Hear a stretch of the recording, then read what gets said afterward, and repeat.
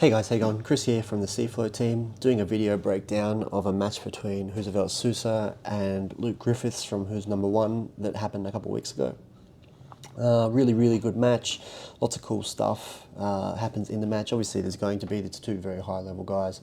So let's get into it, and hopefully I can help you get a little bit more from the clip.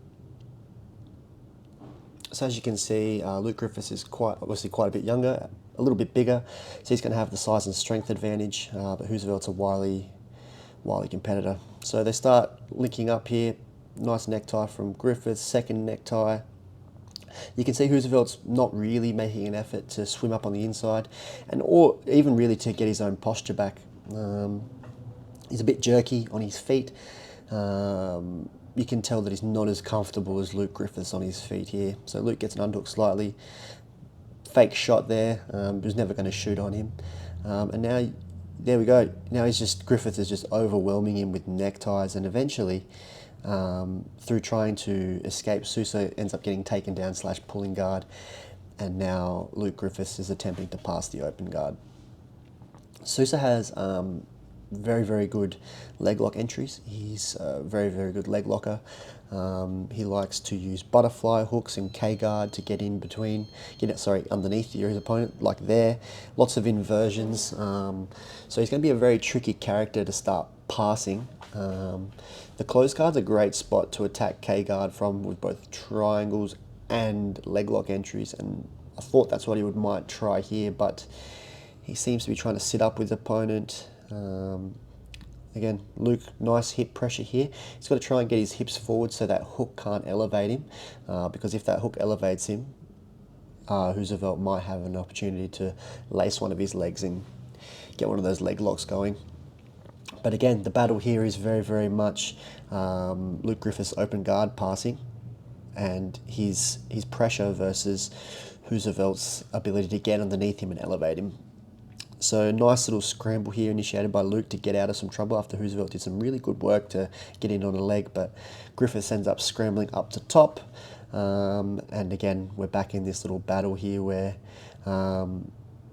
Griffiths almost gets caught in a triangle here, trying to explode through the guard, but manages to get out relatively easily. Yeah, you can see here we go, there's K-guard entry again. He's going to get in on it a little bit, but he's not able to keep the knee line, and Luke is able to escape and again move to top and start trying to pass again. So as you can see, the battle is rinse and repeat here. Luke trying to pass the open guard, Roosevelt trying to get in underneath him and get onto the legs, and it's going to be a battle of who can get which first. Again, nice pressure here from Luke. He has to be careful with his right leg there, because if that gets laced up, he could be in some trouble. Roosevelt's again trying to get underneath him, trying to elevate, gets a bit of some movement, tries to use that butterfly hook, but again, we're into this open guard position again. He's got that grip on the ankle again. Anytime he's got that grip on the ankle, Luke has to be careful. He gets knocked over slightly, but manages to get back to his feet to keep top position, and he starts trying to pass all over again. So, like I said, here's a triangle attempt again, but he's savvier to it this time and avoids it. Roosevelt gets the leg.